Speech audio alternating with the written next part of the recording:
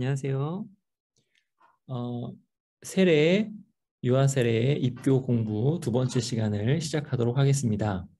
네, 이번 시간에는 성령의 사역과 성도의 구원에 대해서 먼저 살펴보겠습니다. 35번 보시겠습니다. 우리의 구원은 어떻게 시작됩니까? 우리 구원의 시작점을 지금 물어보고 있죠. 우리의 구원은 어떻게 시작되는가 했을 때 우리의 구원은 사람으로부터 시작하지 않는다가 답입니다. 구원의 시작은 하나님께 있습니다. 특별히 하나님께서 예정하셨다고 그래요. 우리 먼저 예정과 작정을 조금 구분할 필요가 있는데요. 하나님께서 모든 만물,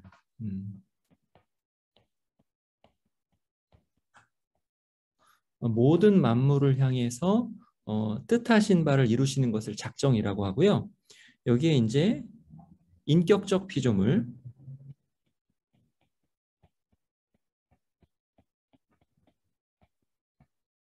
인격적 피조물의 최종 처분, 그러니까 구원을 얻을 것이냐, 영광을 받을 것이냐, 아니면 영벌 가운데 들어갈 것이냐, 이것을 정하신 것이 예정입니다.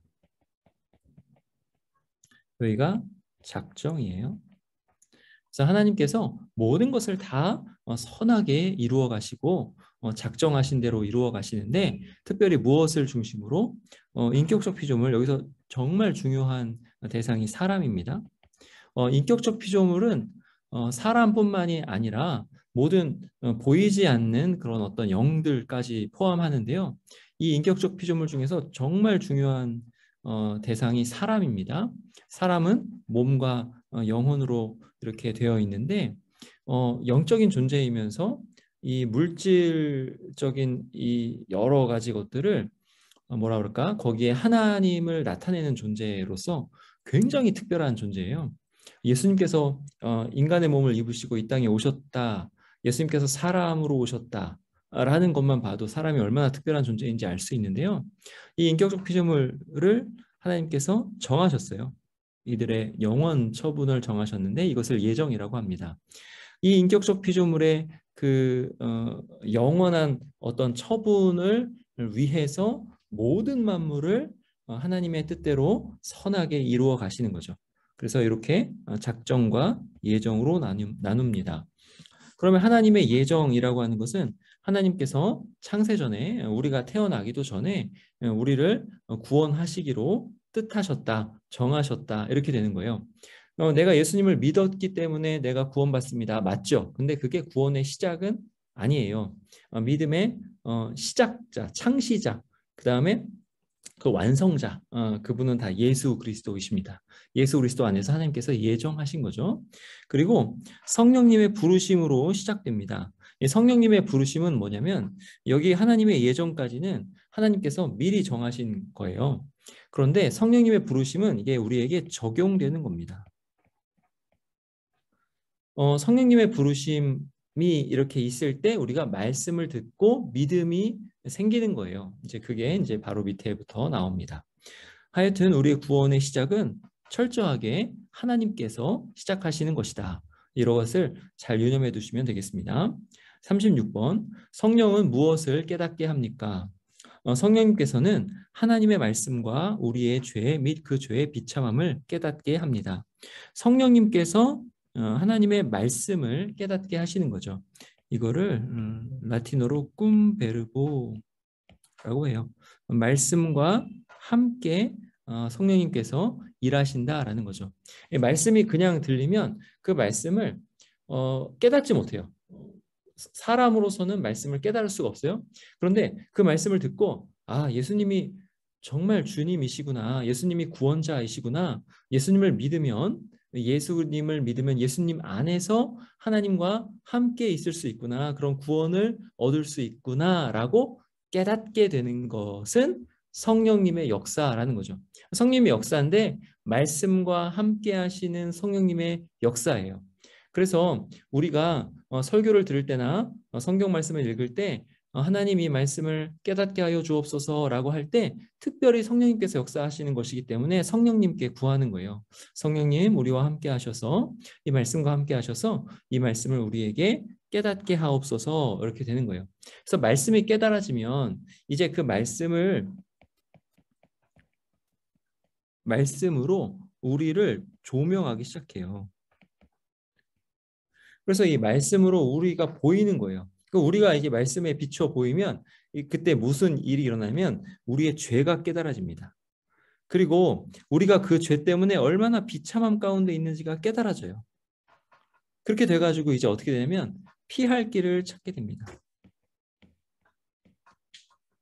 우리는 알죠? 그 피할 길, 유일한 피할 길은 누구이시죠? 바로 예수 그리스도이십니다.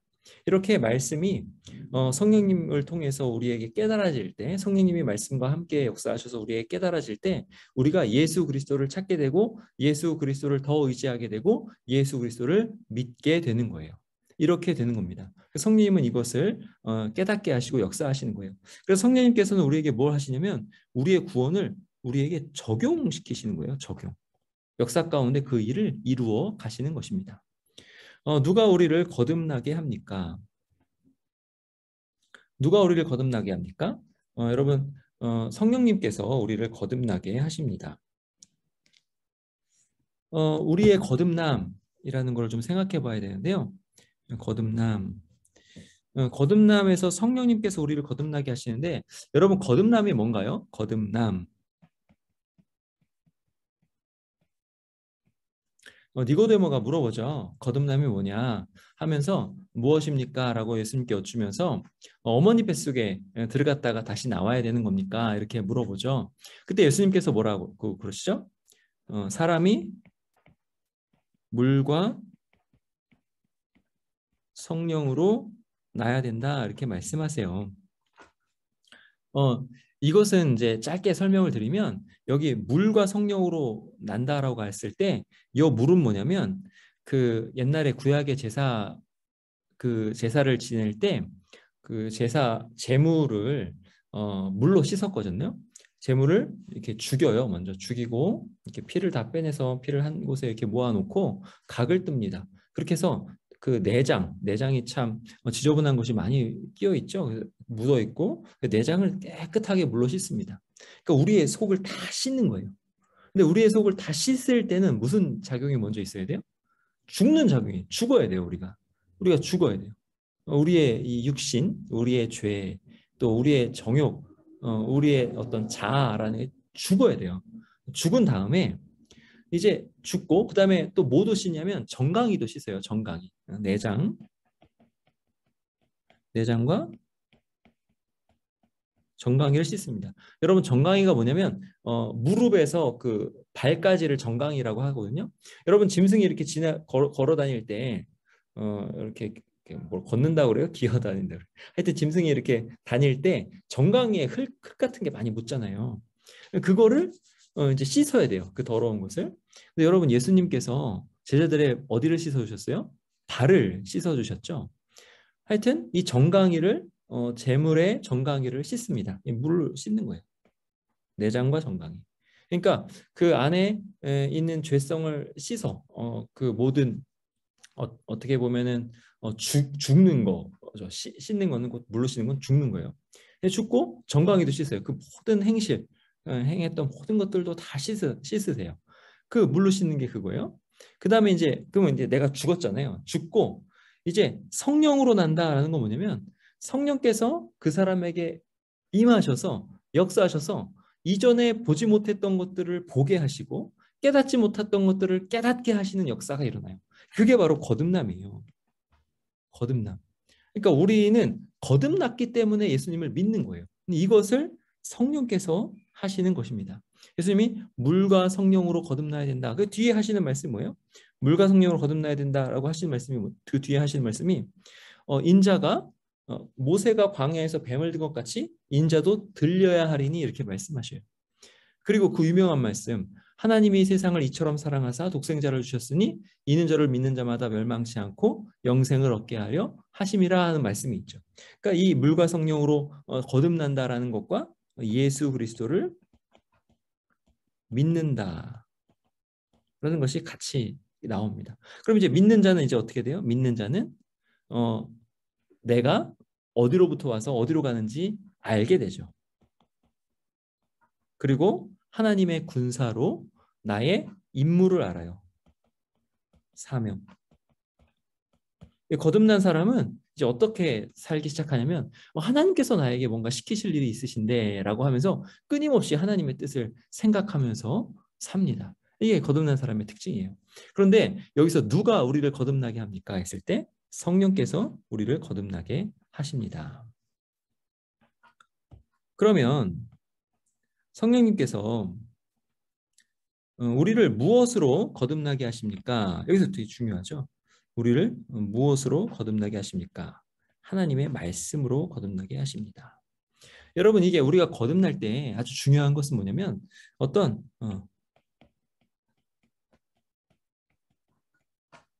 지적인 작용이 수반된다는 거예요. 이 지적인 작용, 아까도 말씀드렸죠. 깨닫지 못했던 것을 깨닫게 하시는 거예요. 깨닫게 하셔서 예수 그리스도를 믿어야 되는구나 라고 알게 하시고 그 지적인 작용과 함께 감정이 같이 가고 그리고 의지가 같이 가는 거예요. 그래서 무엇으로 거듭나게 하십니까?는 하나님 말씀으로 거듭나게 하시는 거예요. 그래서 거듭나는 언제 거듭났습니까? 라고 이제 할 때 물어볼 때 답을 어떻게 하냐면 하나님 말씀을 들을 때 뭔가 심령으로부터 뜨겁게 이렇게 올라오는 게 있었습니다 라고 할 때는 먼저 이 감정이 움직이기 전에 지적인 작용이 뭔지는 깨달았다 이렇게 되는 거죠. 예수 그리스도께서 유일한 구원자이심을 깨달았다. 나의 죄를 다른 사람의 그 어떤 그런 것이 아니라 나의 죄를 위해서 그렇게 무한한 고통을 당하시면서 십자가에 달려 죽으셨구나, 부활하셨구나, 승천하셨구나, 지금도 그 속죄의 효력을 하나님 아버지 앞에서 보이고 계시는구나, 예수 그리스도 안에서 나는 완벽하게 안전하구나, 이것을 깨닫게 하시는 겁니다. 이게 하나님 말씀으로 우리가 말씀을 들을 때 이렇게 되는 거라서 언제 거듭났습니까 하면은 기도할 때나 뭐 이렇게 대답할 때 그 중요한 부분이 바로 말씀을 들어서 우리가 거듭났습니다 이렇게 되는 거예요.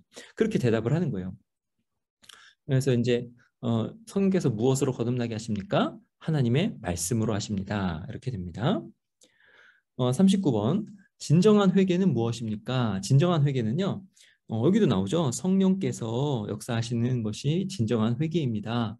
내가 회개해야지 해서 회개하는 것이 아니라 성령께서 역사하셔야 회개할 수 있습니다. 성령께서 근데 무엇을 역사하셔야 돼요? 깨닫게 하셔서 지적인 작용이라고 그랬죠. 깨닫게 하셔서 무엇을? 말씀을 깨닫게 하시고 그 말씀을 통해서 우리를 비추어 보는 거죠. 조명하는 거죠. 비추어 보니 우리가 얼마나 죄인인지, 우리가 얼마나 하나님을 대적하는 자들인지. 여러분, 죄의 본질은 뭐냐면 하나님을 적대하는 거예요. 하나님에 대한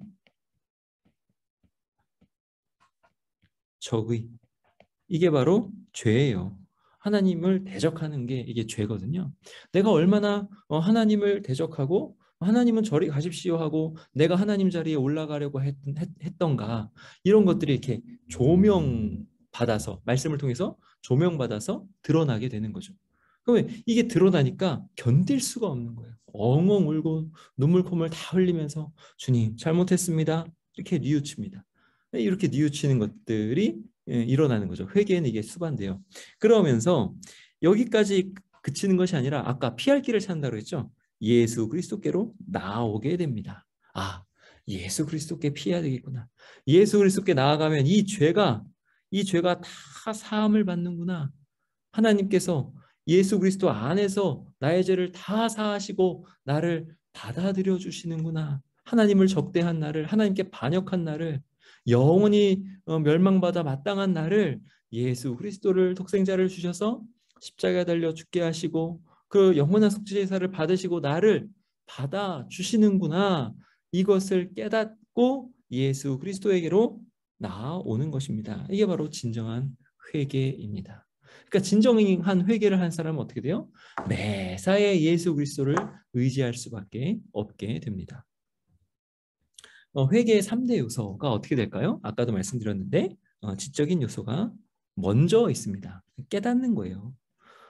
근데 이 죄를 깨달음이라고 했잖아요. 죄를 깨달음. 여기서 회개라고 하니까 이제 죄를 깨닫는데 먼저는 말씀을 깨닫는 거고 그 말씀을 통해서 나를 비추어 보고 죄를 깨닫는 거예요. 그러면 죄를 깨달으면 이제 회개하러 나오는 거죠. 그리고 감정적 요소죠. 감정적 요소. 이제 죄를 슬퍼하기 시작합니다. 어찌할꼬 어찌할꼬 하는 거죠. 탕자가 아버지께로 돌아왔을 때 아버지 제가 아버지의 아들이라 일컬음을 받기에 정말 죄송합니다. 이렇게 이제 감정까지 나와 죄를 뉘우친 사람의 그 감정이 나오는 거죠. 그 다음에 의지적 요소죠. 내가 아버지께로 돌아가리라 이렇게 나오는. 그러니까 예수 그리스도께로 나아오는 것 이게 의지적인 요소입니다. 진정으로 회개한 사람은 어떻게 될까요? 예수님을 믿게 돼 있어요. 믿음, 믿게 돼 있습니다. 여러분 그 믿음은 뭐가 중요하다고 그랬죠? 그 내용이 중요하다고 그랬죠? 믿음의 내용이 이거예요. 내가 죄인이구나. 나로서는 절대 전혀 구원을 받을 수 없는 나는 정말 가망이 없는 그런 존재구나. 그런 정말 영원한 형벌을 받을 수밖에 없는 그런 사람이구나. 그런데 나를 불쌍히 여기셔서 예수 그리스도께서 오셔서 십자가에 달려 죽으시고 영원한 속죄 제사를 하나님께 드리셨구나. 그 예수님께서 그 효력을 속죄 제사의 효력을 하나님께 지금 내어 보이심으로 나를 구원하시고 용서하셨구나.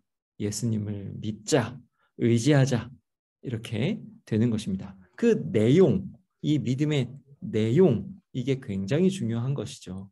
이 믿음의 내용 그것을 우리가 먼저 알아야 되는 거예요. 지적인 요소. 그리고 인간은 전인이기 때문에 감정과 의지가 같이 동시적으로 역사하지만 하여튼 따라오는 것입니다. 41번 성령님께서 어떻게 은혜를 주십니까? 우리는 이제 은혜 받았다 하잖아요. 그 은혜를 어떻게 은혜의 방편은 무엇입니까? 이런 뜻이에요. 이 문제의 뜻은 은혜는 어떠한 방법으로 우리에게 내려집니까? 하나님께서 은혜를 어떤 방법을 통해서 우리에게 주십니까? 라는 거예요. 그럼 여러분 이 은혜의 방법이 이렇게 세 개가 나오는데 이 세 개만 하나님께서 쓰실까요? 아니에요. 하나님께서는 이 방법을 정말 신기한 방법을 막 주실 수도 있으세요. 특별히 뭐 이슬람 지역에 여러 사람들이 신기하게 복음 전도자가 직접 복음을 전하지 않았는데도 뭐 코란을 통해서든 거기 뭐 예수님이라는 그 선지자로서 예수님이 등장하거든요. 그것을 보면서 막 꿈에 예수님이 나타나서 예수님을 믿게 되고 막 이런 역사도 있어요. 그러니까 그런 신기한 어떤 기적의 방편을 하나님께서 사용하실 수 있어요. 그런데 이거는 아주 특별한 거예요. 특수한 경우예요. 이게 특별하고 특수하다는 건 뭐예요? 하나님께서 보통으로 쓰시는 방법이 있다는 거예요. 하나님께서 보통으로 쓰시는 방법은 요 세 가지라고 합니다. 하나님께서 보통은 요 세 가지 방편을 우리에게 주신다. 그러면 여러분 우리는 어떻게 해야 될까요? 이 보통의 방법을 열심히 사용해야 되겠죠. 하나님 저한테도 특별한 방법을 허락해 주세요. 라고 할 수 있는데 그거는 말씀을 들을 수 없거나 성경을 볼 수 없거나 찬송을 할 수 없거나 하여튼 아주 꽉 막힌 상황에서는 그렇게 하면 하나님께서 들으실 거예요. 근데 지금처럼 우리가 말씀도 볼 수 있고 교회도 나올 수 있고 이런 상황에서 하나님께서 어떻게 하세요? 이 보통의 방법을 쓰시는 거예요. 그럼 하나님께서 어떤 방법을 쓰요? 첫 번째, 말씀이라는 방법을 쓰세요. 그래서 우리는 말씀을 부지런히 들어야 되고 부지런히 읽어야 돼요. 그리고 읽을 때는 그냥 말씀을 읽었다라는 것에 만족하면서 읽는 것이 아니라 어떻게 해서든지 한 말씀이라도 붙잡고 깨달으려고 성령님 도와주세요. 기도하면서 그 말씀의 맛을 알려고 맛을 보면서 말씀을 읽으려고 그렇게 말씀을 읽어야 합니다. 그게 성령님께서 우리에게 은혜를 주시는 그 방편을 잘 사용하는 거예요. 그 다음에 성례를 통해서 하나님께서 은혜를 주십니다. 이 성례는 뭐가 있죠? 세례와 성찬이 있습니다. 뒤에 나오니까 뒤에서 자세하게 살펴보겠습니다. 근데 이 세례와 성찬은 이 말씀이랑 연결이 돼서 말씀은 들리잖아요. 들려요. 보이지 않죠? 근데 이 세례와 성찬은 보여요. 그래서 이걸 가리켜서 보이는 말씀이라고 합니다. 보이는 말씀. 세례 성찬은 보이는 말씀이라고 생각하시면 돼요. 하나님께서 정말 확실하게는 뭘로 세례를 은혜를 베푸세요? 말씀으로 베푸시죠. 네, 성례 보이는 말씀을 통해서. 근데 이 성례가 참 중요한 아주 작용을 해요. 왜냐하면 보이는 말씀이잖아요. 그럼 뭐예요? 우리가 이제 예배를 드릴 때 보통은 성찬을 예배 때마다 했어요. 초대교회는. 그럼 이제 예배를 드릴 때 열심히 일하고 그때 노예도 많았거든요. 열심히 일하고 막 와서 예배를 드리는데 카타콤 같은 데서 어두컴컴한 데서 예배도 드리고 그랬어요. 물론 그렇게 예배를 드리니까 얼마나 감격 가운데 말씀도 잘 듣고 예배를 드렸을까요? 조는 사람이 없었겠죠. 근데 지금은 좀 조는 사람이 있잖아요. 근데 만약에 이제 옛날에도 조는 사람이 있었다고 쳐봐요. 근데 야, 너무 피곤해서 노예를 이렇게 일하다가 와서 너무 피곤해서 또 어두컴컴해서 졸았어요. 이렇게 졸았어요. 말씀을 들을 땐 졸았단 말이죠. 근데 이제 성례를 이렇게 하잖아요. 성찬을 베풉니다. 성찬을 베풀 때 떡을 이렇게 뚝 뜯으면서 이 떡은 예수님께서 당신을 위해서 찢으신 예수님의 몸입니다. 이렇게 얘기하는 거예요. 그리고 이게 보였잖아요. 떡이 찢기는 게 보였잖아요. 그때 또 은혜를 받는 거죠. 그리고 떡을 찢어서 한 조각을 줘요. 이거는 당신을 위해서 주신 예수님의 몸입니다. 이렇게 하는 거예요. 그리고 포도주가 빛깔이 뻘겋잖아요. 이렇게 포도주를 이렇게 따라요. 이 잔은 예수님께서 당신을 위해서 흘리신 예수님의 피입니다. 그리고 당신을 위한 것입니다. 줘요. 그러면 이게 예수님의 그 십자가가 확 다가오는 거죠. 이 보이는 말씀으로. 이게 성례도 얼마나 하나님께서 우리에게 시청각 교육으로 은혜를 주시기 위해서 주셨는지 몰라요. 우리는 이 세례와 성찬을 회복할 필요가 있습니다. 자주 할 필요가 있어요. 하여튼 이러한 방법으로 은혜를 주시는데 이거는 보이는 말씀이에요. 그 다음에 어떻게 은혜를 주시면 기도를 통해 주십니다. 여러분 기도는 신자의 특권이에요. 누가 기도할 수 있냐면 신자만 기도할 수 있어요. 여러분 신자만 기도할 수 있어요. 이 특권입니다. 그리고 여러분이 기도하잖아요. 주님, 저로서는 주님께 그 어떠한 것도 선한 것을 내어드릴 수 없습니다. 주님, 제가 그런데 마음에는 이 선한 것에 대한 열망이 있습니다. 주님, 성령님께서 역사하셔서 이것을 이루어 주옵소서. 그리고 선한 일을 하다가 고통을 당하고 핍박을 받고 박해를 받았어요. 주님, 이 억울함을 풀어 주옵소서. 이렇게 기도할 수 있어요. 기도하면 하나님께서 들으시고 이 여러분이 기도한 것을 통해서 교회를 통해서 충만하게 하시는 역사를 여러분이 보여주세요. 기도는 정말 능력이 있는 것입니다. 기도는 하면 할수록 능력이 있으니까 기도만큼 미치지 않는 장사는 없어요. 여러분, 이 장사라고 표현해서 죄송한데 우리의 시간을 기도에 드리면 드릴수록 얼마나 은혜가 충만하게 되는지 모릅니다. 여러분, 기도하시기 바랍니다. 성령님께서 이것을 방편으로 우리에게 주십니다. 어떤 특별하고 특수한 은혜 좋죠. 근데 이거 너무 바라지 마세요. 이거는 특별한 겁니다. 뭐가 보통이에요? 말씀, 성례, 기도. 이거를 교회가 열심히 이렇게 사용하라고 할 때 여러분이 열심히 또 사용하시기 바랍니다.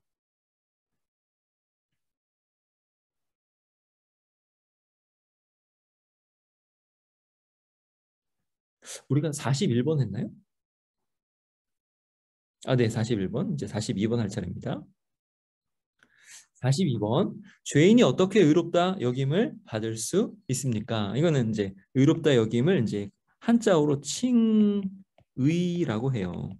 구원의 서정이라고 신자가 구원을 받는 서정을 쭉 이렇게 기록한 신학 용어가 있는데 그 안에 의롭다 여김이 들어가요.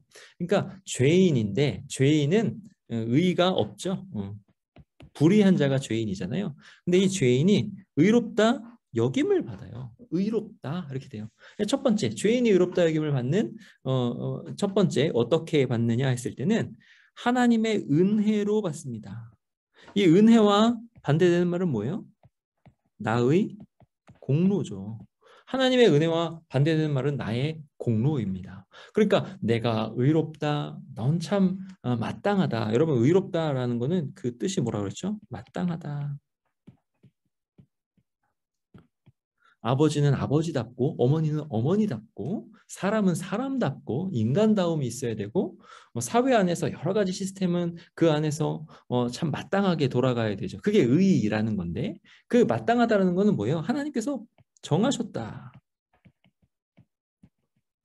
그 모든 것을 만드신 분이 누구예요? 하나님이죠. 그럼 하나님께서 정하신 도리에 따라서 이루어져야 되는 거죠. 마땅하다는 건 앞에서 설명드린 것 같아요. 근데 이 마땅하다, 그럼 하나님 앞에서 너는 정말 마땅하다라고 어떻게 여김을 받을 수 있느냐? 근데 보니까 너 참 주일 잘 지키더라. 어디 보니까 말씀대로 살려고 진짜 열심히 노력하더라. 내가 조금 부족한 건 있는데 내가 그 말씀대로 산 거 내가 이제 아유 그래 쳐줘서 넌 정말 잘했구나. 이렇게 공로 이게 아니라는 거죠. 나의 공로는 하나도 없습니다. 나의 공로는 하나도 없어요. 왜요? 이게 하나님께 받아들여지는 거죠. 감히 하나님께 받아들여지는 거예요. 그럼 하나님께 받아들여지려면 그 의의가 어떤 의의가 되냐면 하나님의 의의에 합해야 되는 거예요. 사람이 어떻게 하나님의 의의에 합하게 뭔가를 할 수가 있습니까? 사람으로서는 할 수가 없는 거예요. 그러니까 하나님께서 은혜로 그것을 베풀어 주시는 거예요. 근데 이 은혜로 어떻게 베풀어 주시냐면 예수 그리스도 안에서 의롭다 이렇게 되는 거예요. 예수 그리스도 안에서 의롭다. 근데 예수 그리스도 안에서 의롭다를 어떻게 돼요? 믿는구나. 예수님을 의지하는구나. 이렇게 되면서 의롭다 여김을 받는 거예요. 칭의를 그렇게 받는 것입니다. 그럼 여러분이 의롭습니까? 예, 맞습니다. 우리는 죄인이면서 의인입니다. 근데 우리가 어떻게 의롭죠? 내가 교회 열심히 다녀서 의롭습니까? 뭐 신앙인 중에 그런 사람이 있어요. 막 어려운 일 당할 때 하나님 제가 11조도 열심히 하고 주일도 이렇게 열심히 지키고 자녀들 신앙교육도 이렇게 열심히 이렇게 시켰는데 하나님 저 어떤 사람에게든지 해코지한 적도 없고 나쁜 짓 한 적도 없는데 왜 이런 일이 발생합니까? 라는 거 뭐예요? 하나님 제가 그동안 의롭게 살지 않았습니까? 라는 거죠. 근데 그렇게 주장할 수 있어요? 없어요? 주장할 수 있는 사람이 한 명도 없어요. 그 안에 다 하나님을 대적하는 적대하는 의가 있잖아요. 하나님을 적대하는 그런 마음이 있잖아요.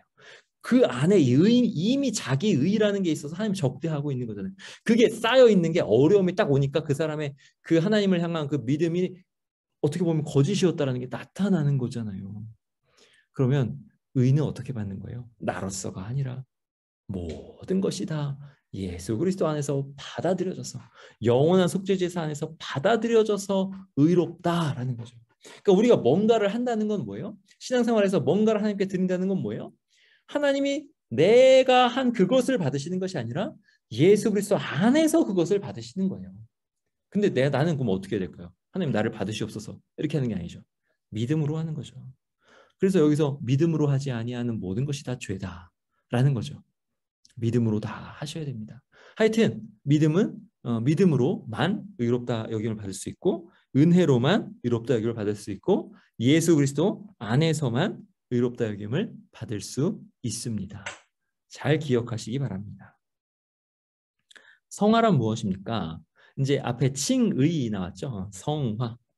성화는 거룩하게 됨, 뭐 이렇게 거룩하게 되어가는 것, 뭐 이렇게 생각하시면 돼요. 되어가다, 거룩할 성, 거룩하게 되어가다. 자, 거룩은 뭐라 그랬죠? 거룩, 하나님과 같다라는 거죠. 그럼 우리가 하나님을 점점 닮아간다라는 거죠. 그럼 하나님을 닮아간다는 건 뭐예요? 하나님을 대적하는 것이 점점점 죽고, 하나님을 사랑하는 것이 점점점 커져서 하나님을 닮아가고 하나님께서 마땅하다 하시는 일을 점점점 해 나간다라는 거죠. 어떻게 믿음으로 믿음에 이르게 한 믿음으로부터 믿음으로 이렇게. 그래서 의의가 나오는 거죠. 이게 이제 성화의 과정이에요. 성화는 무엇입니까? 할 때 성화의 주체, 성화를 이루시는 분 성령께서 하시는 성령께서 성령님 거룩한 영이잖아요. 그러니까 하나님께서 성령을 우리 보내주셔서 성령님께서 뭔가를 계속 우리에게 작용하시고 역사하셔요.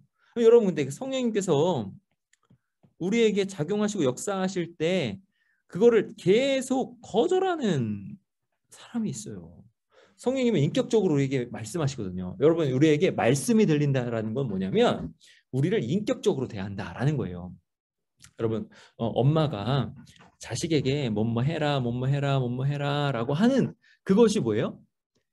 인격적으로 대하는 거예요. 만약에 안 들으면 어떻게 돼요? 너 이리 와 해서 회초리를 들고 이렇게 패는 거예요. 패는 거는 왜 패는 거예요? 이렇게 말 안 들었다가는 이 아이가 인간답지 못하게 되니까 패는 거예요. 사랑으로 패는 거죠. 물론 감정적으로 패는 부모들도 많았습니다만 사랑으로 이렇게 할 때 그거를 이제 징계라고 하는 거죠. 말씀이 들린다는 건 뭐냐면 그 말씀으로 우리에게 인격적으로 말씀하신다는 거거든요. 성령님께서 우리에게 인격적으로 말씀하시는데 우리가 계속 거절해요.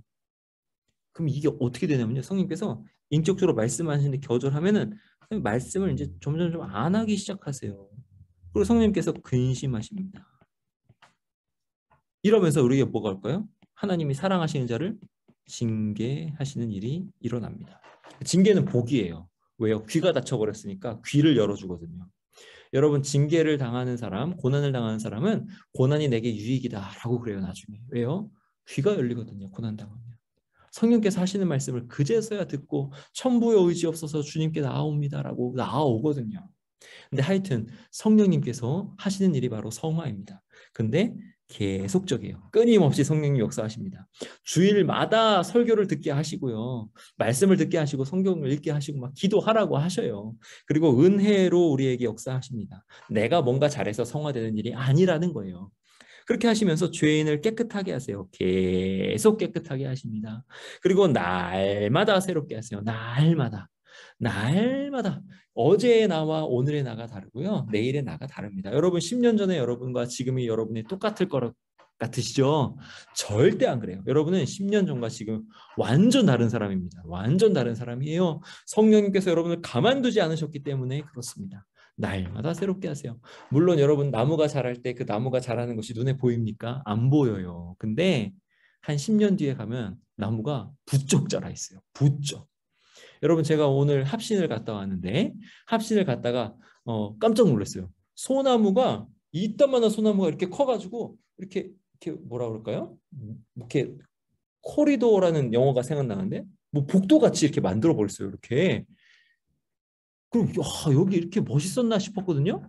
그래서 내가 깜짝 놀랐거든요. 근데 나중에 생각해 보니까 그 소나무가 얼마나 아세요? 요만했어요. 요만했는데 제 키보다 훨씬 커져가지고 이걸 이렇게 만들었어요. 복도를. 나무는 제가 합신을 다녔잖아요. 근데 맨날 다니는 길인데 나무가 커가는 게 그때 보였을까요? 안 보여요. 근데 10년 뒤, 20년 뒤 가면 엄청 커 있습니다. 성령께서 우리를 날마다 새롭게 하세요. 믿으시기 바랍니다. 여러분 지금 변화되고 있고요. 거룩해지고 있습니다. 성령께서 역사하고 계세요. 그리고 우리로 선한 일을 할 수 있게 합니다. 여기서 선한 일을 할 때 이 선한 일은 뭐예요? 영적으로 선한 일이에요. 영적 선이에요.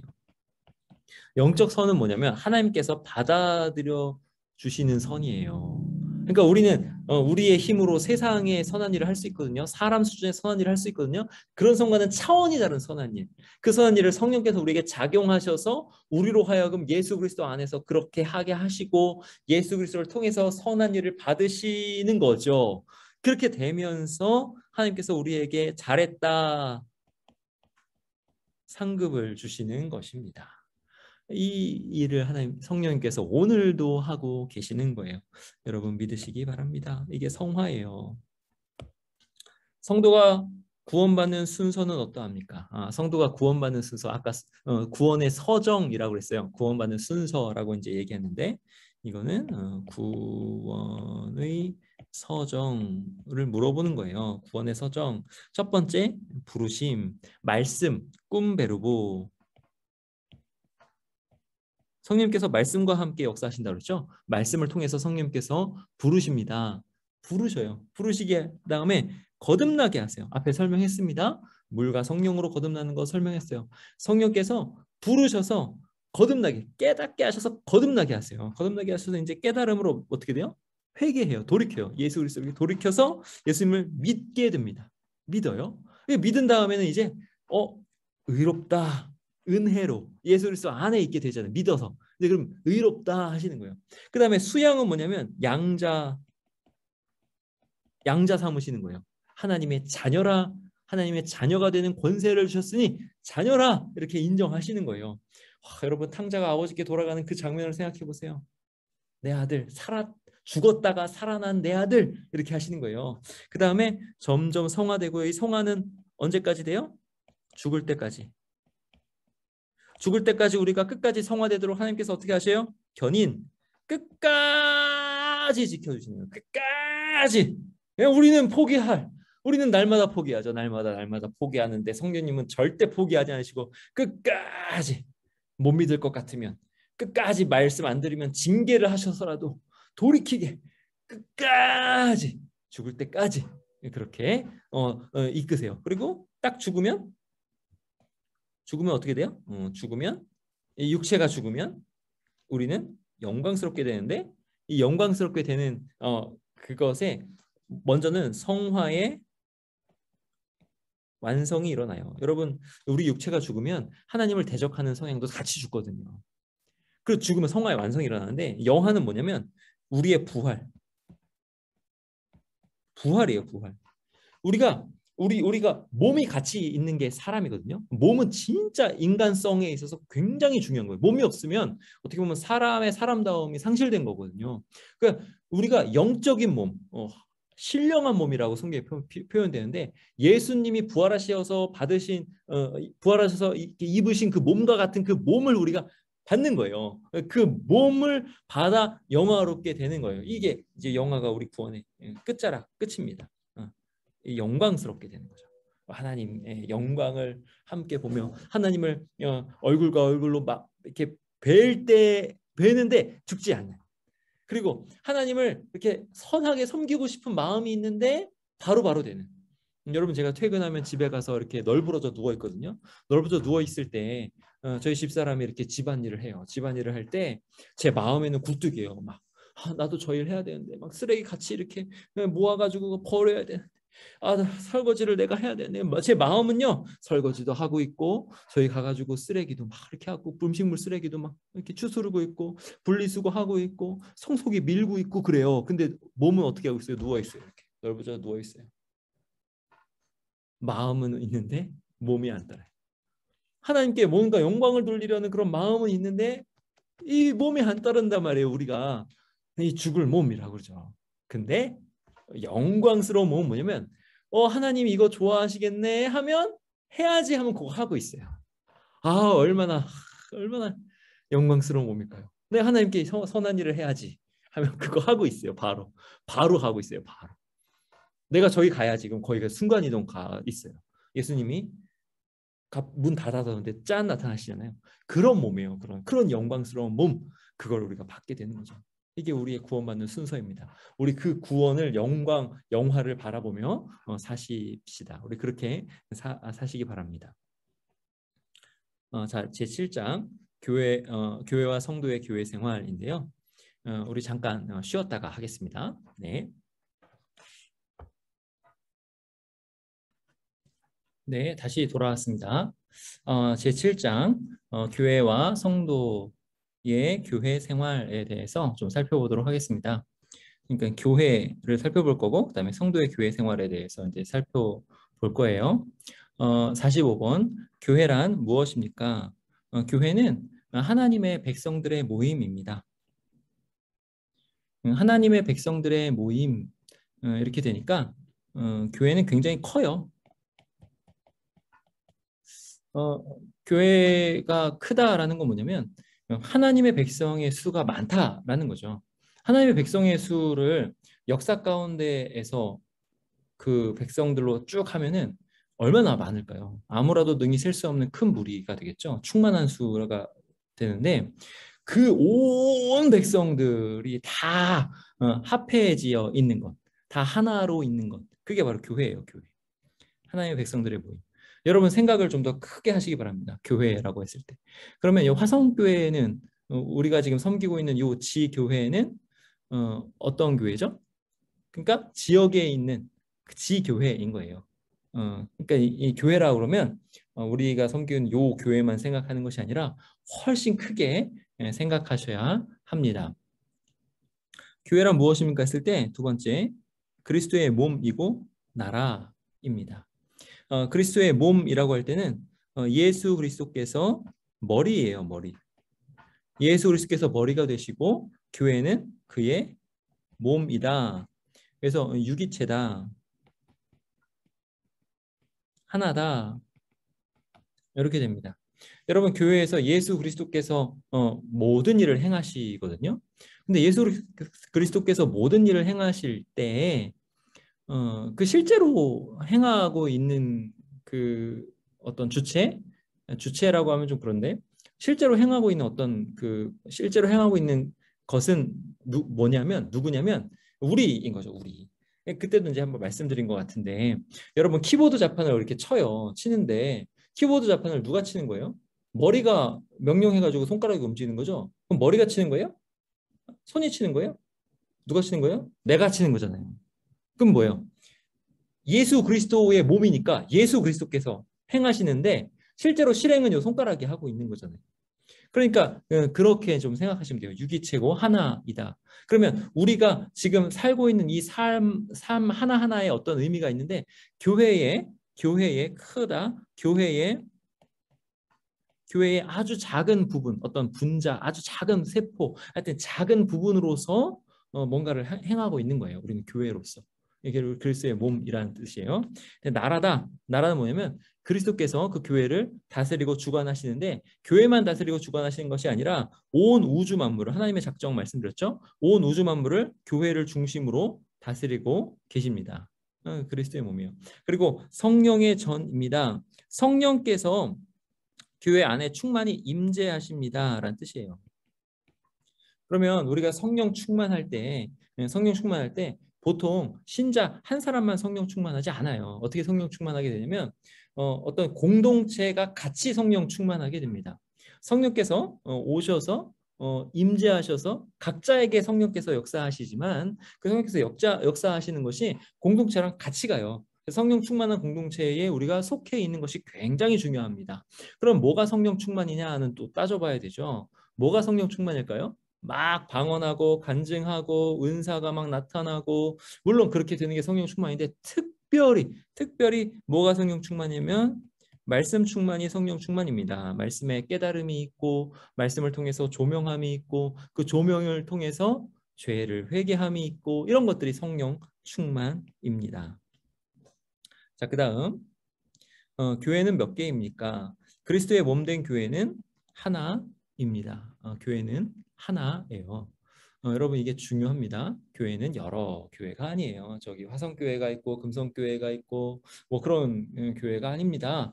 교회는 다, 전체가 다, 모든 지역교회 포함해서 다 하나입니다. 우리는 다 하나로서 교회로 있습니다. 그리스도의 몸에 지체된 많은 지교회들이 있습니다. 그러니까 지교회들이 있고요. 원래 교회는 하나라고 하는 거죠. 생각을 크게 하시기 바랍니다. 47번. 지상교회와 천상교회는 무엇입니까? 지상교회와 천상교회로 교회가 이렇게 그 개념을 이렇게 구분해서 생각해 보자는 거예요. 지상교회는 이 땅 위에서 구원을 이루어가는 교회가 지상교회입니다. 이렇게 되니까 구원을 이루어 가니까 복음 전도가 있겠고, 성령께서 여전히 역사하시는 게 있겠죠. 말씀을 통해서 역사하셔서 예수 그리스도를 믿게 되는 그런 놀라운 일들이 계속 일어나는 그러한 교회, 이 지상에 있는 그러한 교회. 그다음에 근데 이 구원을 이루어 갈 때는 뭐가 있냐면 전투를 해요. 전투. 악한 영 아래에 있었던, 악한 영의 지배와 영향력 아래에 있었던 사람을 끄집어내 가지고 이 영적 전투가 실제로 있습니다. 끄집어내서 예수 그리스도께로 속하게 하는 그러한 전투가 있거든요. 지상교회는 끊임없이 전투가 하고 있습니다. 이제 천상교회는 뭐냐면 이 땅에서는 구원을 계속 이루어가고 있는데, 천상교회는 하늘에서 승리의 찬송을 부르는 교회가 천상교회예요. 그러니까 승리를 이미 한 교회가 천상교회입니다. 그러니까 이게 어떻게 되냐면, 우리가 지금 살고 있는 이 세상은요, 예수 그리스도의 구원 역사가 이미 이루어진 세상이죠. 근데 이미 이루어진 세상인데 뭔가 구원을 이룰 일들이 남아 있기 때문에 지상교회는 계속적으로 전투하면서 예수 그리스도를 믿는 그 구원의 역사가 계속 이루어지고 있고, 예수님께서 성령님을 통해서 부활하시고 그리고 이렇게 영적인 몸을 입으시고 부활하셔서 하나님 보좌 우편에 앉으신 순간 교회는 이미 승리한 거예요.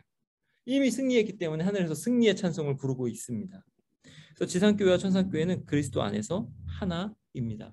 여러분 어떤 싸움을 하고 계시는 거냐면 이미 승리한 싸움을 하고 있는 겁니다. 여기에 우리의 찬송의 근거가 있어요. 여전히 우리는 힘들게 살고 어렵게 살 수 있지만 믿음의 싸움을 감당하면서 눈물 골짜기를 지날 수 있지만 그 모든 것은 이미 승리한 것 기반 위에서 하는 것이기 때문에 우리는 하나님을 기뻐하면서 그 일을 감당할 수 있는 것입니다. 이제 유형교회와 무형교회. 이게 유형교회는 뭐냐면 보이는 교회라고 하시면 돼요. 보이는 교회. 무형교회는 보이지 않는 교회. 유형교회는 뭐냐면 참신앙을 고백하는 자들과 그들의 자녀들의 공동체다. 보인다고 그랬잖아요. 그럼 어떻게 보이는 거냐면 내가 예수님을 믿습니다라고 공적으로 고백을 해서 세례를 받잖아요. 그렇게 된 그리고 그 사람들의 자녀들 여러분 유아 세례가 그런 거거든요. 유아 세례를 받고 하여튼 고백하는 자들 고백하니까 예수님 믿나 보다라고 하면서 교회야 이렇게 보이는 교회. 이해하시겠죠? 무형 교회는 뭐냐면 보이지 않는 교회예요. 여러분 누가 여기 믿지 않는 사람들도 다 포함해서 누가 하나님의 택자인지 어떻게 합니까? 아직 안 믿을 수 있잖아요. 그러니까 믿음으로 들어올 수 있는 가능성이 있는데 아직 안 믿는 상태일 수 있잖아요. 그거 모르는 거죠. 안 보이는 거죠. 모든 택자들의 모임은 안 보여요. 지금 여기서는 그거를 무형교회라고 합니다. 보이지 않는 교회. 하나님의 택하심을 받은 모든 성도들의 모임, 공동체. 교회는 큽니다, 여러분. 커요. 그 큰 교회에서 여러분이 그 작은 부분을 감당하고 있고 그 부분에서 여러분은 그 일을 충실하게 감당하고 있는 중입니다. 그리고 하나를 이루는 거예요. 얼마나 영광스러울까요? 그 교회가 예수 그리스도께 이렇게 새 예루살렘으로 이렇게 쭉 단장돼서 나아갈 때 얼마나 영광스러울까요? 49번 교회의 외적 특징 세 가지는 무엇입니까? 이게 이제 표지라고 그러는데요. 교회가 이제 종교개혁 시대 때 어떤 교회가 바른 교회냐, 로마 카톨릭 거기가 바른 교회냐, 아니면은 종교개혁 이후에 나타난 개혁교회가 바른 교회냐 할 때 그 바른 교회를 특징 짓는 건 뭐냐? 교회의 표지, 교회가 교회됨의 표지는 무엇이냐 했을 때 교회됨의 표지는 뭐냐면 말씀의 바른 전파가 교회됨의 표지예요. 아드 폰테스라는 말인데 라틴어인데요. 이게 원전으로 돌아가잖아요. 원전으로.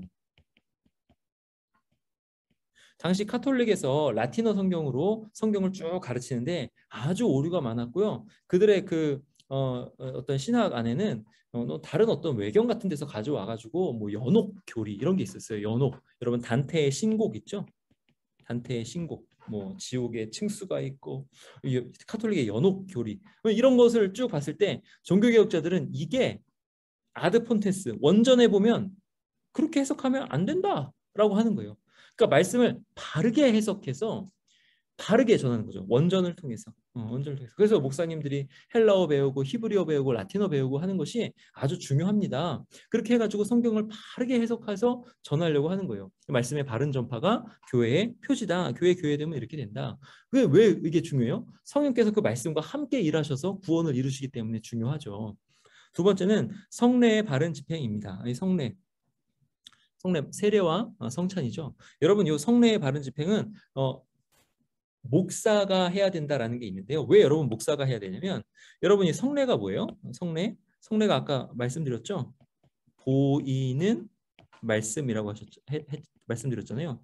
보이는 말씀이기 때문에 성례는 누가 바르게 집행할 수 있냐면 시행할 수 있냐면 말씀을 확실하게 잘 아는 말씀을 잘 아는 그러니까 신학을 공부한 그래서 이 보이는 말씀으로 이 말씀이 잘 드러나도록 성례를 집행해야 되겠죠. 그렇게 해서 그 성례가 성도들에게 유익을 끼치도록 그렇게 해야 되죠. 그러면 성례는 외적으로 보이는 말씀인데 거기서 뭐가 중요하다고 했어요? 그 내포하는 의미, 그 말씀이 중요하니까 그 말씀을 잘 아는 사람이 성례를 시행해야 되는 거죠. 그러니까 목사가 성례를 시행해야 되는 거예요.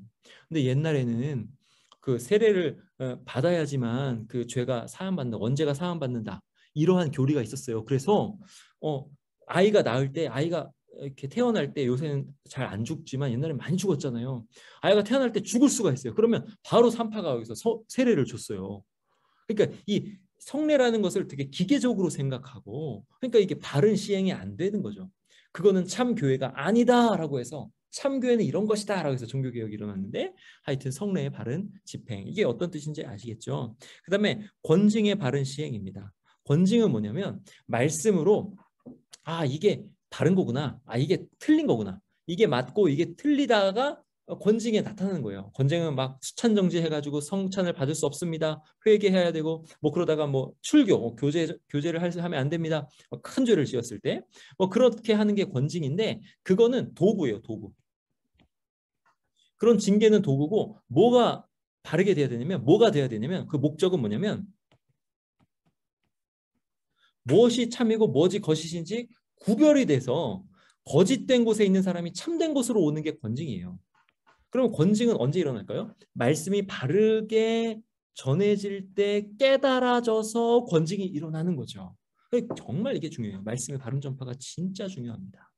그래서 교회의 외적 특징은 여기서 판가름이 나요. 그래서 여러분 말씀을 정말 잘 전하는 사람이 목회자로 세워져야 됩니다. 여러분 그것을 위해서 열심히 기도해 주시기 바랍니다. 주변에서 정말 똑똑하고 열심히 공부하고 하나님을 사랑하는 사람이 있으면 말씀을 전할 사람이 되라고 자꾸 권하시기 바랍니다. 그게 교회가 살 길이에요. 하여튼 교회 외적 표제에 대해서 우리 살펴보았습니다. 교회는 왜 권징을 시행해야 합니까? 중요한 거예요. 교회의 거룩성을 유지하고 향상시키기 위해서입니다. 거룩성 뭐예요? 거룩성. 하나님을 닮은 모습. 그러니까 하나님께서 마땅하다, 옳다 하시는 대로 교회가 나아가야 되잖아요. 근데 교회는 자꾸 막 세상 것, 사람의 것 이런 것들이 자꾸 들어와요. 이건 어쩔 수가 없어요. 역사상 계속 그랬어요. 그럼 이런 것들을 자꾸 말씀을 통해서 그것은 거짓이야, 이것은 맞아, 거짓이야 하면서 이렇게 자꾸 그렇게 돼야지 교회의 거룩성이 유지되거든요. 그래서 권징이 있어야 되는 거예요. 틀린 것은 틀렸다. 그러면 계속 그것을 주장하려면 너희는 이단이다. 또는 너희는 우리와 이제 교제하면 안 된다. 또는 너희는 성찬을 받을 수 없다. 이런 것들이 이루어져야 교회가 거룩성이 유지가 되는 거죠. 여러분 요새 교회를 잘 생각해 보십시오. 교회 안에 얼마나 거짓이 들어와서 난무하고 있는지를 생각하시면 교회가 말씀이 바르게 전파되어 권징이 일어나야 되는구나. 특별히 징계만을 뜻하지 않고 무엇이 바르고 무엇이 그른 것인지 무엇이 옳고 무엇이 그른 것인지가 자꾸 드러나야 되는구나. 이것을 생각하시고 기도하시기 바랍니다. 51번 예수님은 교회와 어떤 관계가 있습니까? 예수님은 누구시냐라는 거죠. 교회와 예수님은 교회 하나입니다. 연합. 그리스도 안에서 연합이에요. 근데 교회와 어떤 관계가 있냐면 예수님은 교회의 머리가 되십니다. 예수님은 교회의 머리세요. 예수님이 교회 자체이신 거죠. 근데 교회 특별히 머리가 되세요. 머리가 되는 건 뭐예요? 교회의 주인이시면서 교회를 주관하시면서 또 교회의 모든 것들을 보호하시면서 또 명령도 하시면서 그런 뜻이에요. 교회의 머리가 되십니다. 그리고 모든 것은 예수 그리스도를 향해서 이렇게 올라가고 예수 그리스도를 통해서 하나님께 나아가죠. 이게 예수님 교회의 머리가 되신다라는 의미입니다. 그리고 모든 권위의 근원입니다. 교회에서 치리가 있죠. 치리가 뭐냐면 교회를 다스리는 거예요. 교회를 누가 다스리는가 했을 때는 성도들이 장로님을 이렇게 뽑잖아요. 안수 집사님들 이렇게 투표해서 뽑고 뭐 권사님들 세우고 직분자들을 이렇게 세워가지고 교회를 다스리는데 그 교회의 다스림의 근원은 어떻게 되는가? 예수 그리스도예요. 예수 그리스도. 이분들이 왜 세워졌어요? 이분들이 교회의 작은 부분으로서 예수님의 일을 할 거니까 세워진 거예요. 이게 그거예요. 그래서 모든 권위의 근원이 바로 예수님이십니다. 그리고 예수님께서 말씀과 성령으로 교회를 다스리시는 주님이십니다. 여러분 말씀과 성령 할 때 뭐가 딱 생각나야 돼요? 예수님의 선지자 직분이 생각나야 돼요. 예수님은 지금 하나님 보좌 우편에서 선지자 직분을 감당하시는데 말씀 사역자를 통해서 성령님을 보내셔서 그 말씀을 깨닫게 하시면서 말씀으로 교회를 다스려 가십니다. 그리고 다스리신다 왕이시죠. 교회를 보호하시면서 다스려 가시는 거죠. 어떻게? 세상 끝날까지 교회가 영광스러운 새 예루살렘으로 다시 새 단장이 되어서 신부로 예수님께 받아들여질 때까지 그렇게 하시는 것입니다. 예수님이 중요합니다. 예수님 잘 믿으세요. 52번 교회의 3대 영적 권세는 무엇입니까? 영적 권세, 영적이라는 말이 중요합니다. 여러분 영적이라는 말은 뭐냐면 뭔가를 듣고 알아듣는 게 영적인 거예요. 특별히 하나님과 연결되어서 하나님이 뭐라 말씀하시면 영적인 건 알아듣는 거예요. 근데 알아듣지 못하고 배반하는 것도 영적인 거예요. 뭔가 하나님과 관련돼서 잘하거나 잘하지 못하거나 이게 영적인 건데 3대 영적 권세는 무엇입니까? 했을 때 교훈권, 치리권, 봉사권이에요. 이게 여러분 이게 권리입니다. 권리. 의무이기도 하지만 권리예요. 교회가 교훈할 수 있어요. 그때 특별히 진리를 지키고 계승하는 권세가 교회 안에 있습니다. 이 권세, 권세, 권리라고 그랬나요? 제가 권세, 권세. 교회 진리를 지키고 계승하는 권세. 그럼 진리를 지킨다는 것은 뭐예요? 뭐가 참이고 뭐가 거짓인지 분별해야 되잖아요. 말씀을 제대로 해석을 해야 되잖아요. 그래서 교회사가 있고요. 말씀의 해석사가 있고요. 그것을 또 열심히 공부하고 성경을 주해라는 것이 성경을 잘 해석하는 것이 원문을 또 알아야 되고요. 원어를 알아야 되고 그렇게 진리를 지키고 그것을 지킬 뿐만 아니라 계승하는 거죠.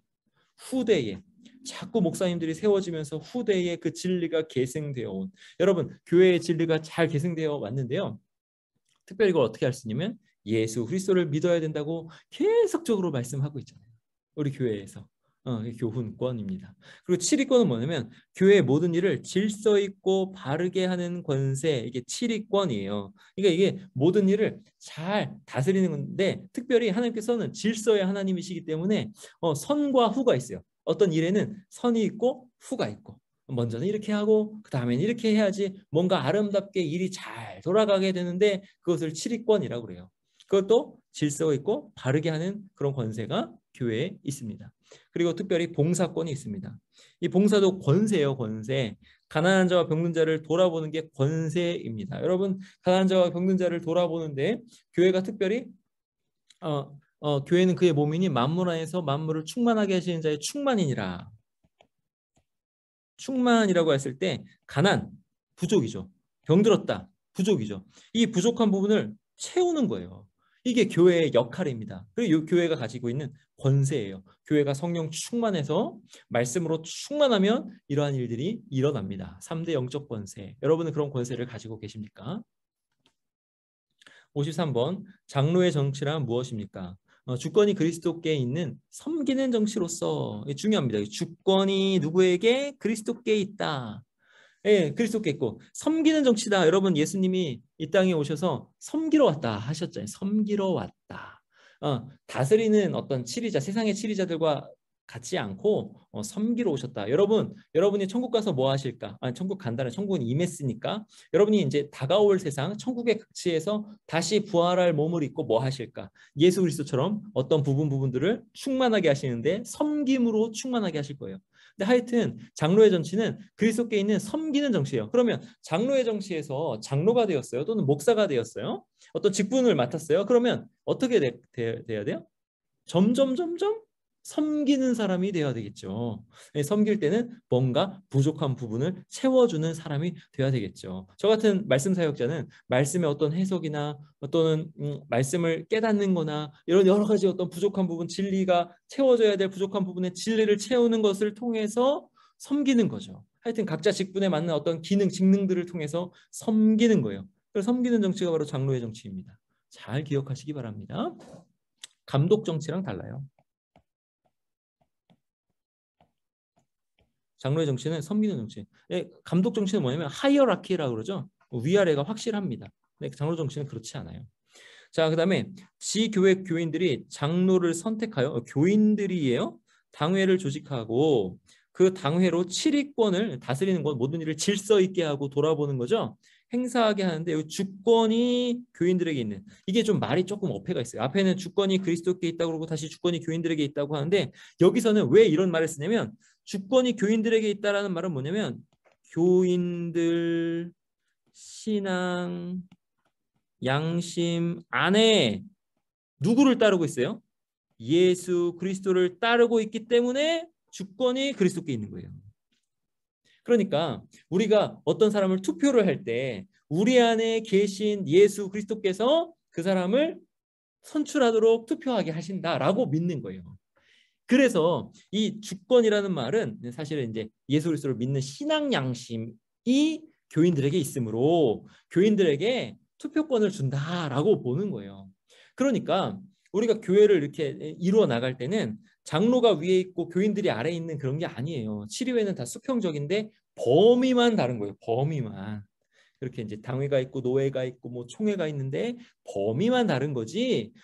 그리스도를 믿는 신앙 양심을 가진 교인들 한 사람 한 사람이 다들 예수 그리스도 안에서 주권자들이 되는 거죠. 근데 자기가 주권자가 아니라 예수 그리스도께서 주권자시다. 이렇게 되는 거예요. 자, 54번. 장로의 정치 제도에는 어떤 것들이 있습니까? 당회, 노회, 대회, 총회. 당회, 노회, 총회에만 알아두시면 됩니다. 당회는 지교회 안에 조직교회라고 그러죠. 조직교회.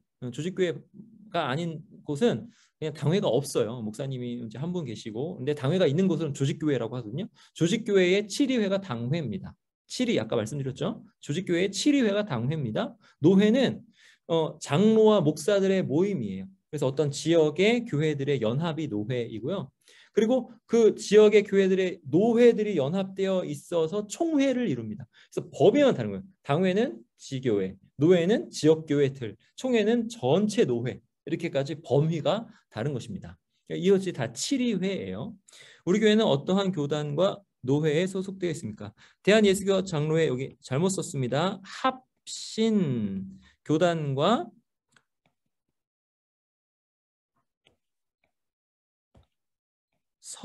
서울 노회입니다. 우리는 지금 화성교회라고 했을 때 대한예수교 장로회 합신 교단에 있는 서서울 노회 안에 있는 화성교회다. 이렇게 우리 교회를 설명할 수 있습니다. 56번. 우리 교회 조직은 무엇입니까? 조직, 공동의회, 당회, 재직회입니다. 여러분 이 조직 잘 보세요. 여러분이 이제 집사님 이상이시면, 이상이라고 하는 말이 좀 어폐가 있습니다. 하여튼 집사 직분을 받은 분, 그리고 집사, 뭐 권사, 뭐 장로, 하여튼 직분을 받은 분이라면 재직회는 어떻게 하시겠어요? 꼭 들어가셔야 되죠. 재직회에 꼭 들어가셔서 교회가 어떻게 돌아가고 있나, 재정 집행은 잘 되고 있나, 이게 잘 보셔야 됩니다. 당회, 우리 저기 장로님들 당회 열심히 당회에 참석하시잖아요. 공동의회, 세례교인 이상이면 다 공동의회에 가셔서 교회를 잘 돌아보시고 모든 일이 질서 있고 잘 돌보도록 여러분이 치리하셔야 돼요. 여러분이 다 치리를 하실 수 있으신 분이십니다. 꼭 그렇게 알아두시기 바랍니다. 우리 교회 담임 목사님의 이름 무엇이며 교회 내에서 그의 역할은 무엇입니까? 읽어보시고 넘어가세요.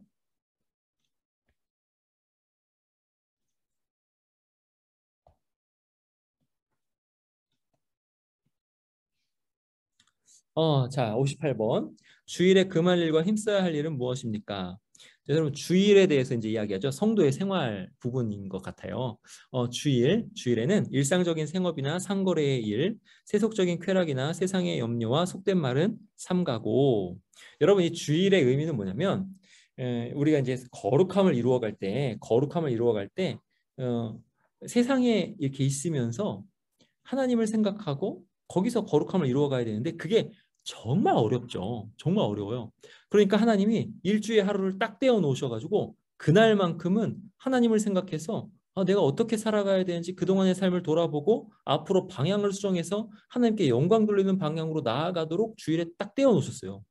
근데 그 주일에 딱 떼어 놓으신 그날에 여전히 일상적인 생업, 상거래, 세속적인 쾌락, 세상의 염려, 속된 말을 여기 들어오면 하나님께서 떼어놓으신 의미가 퇴색이 되죠.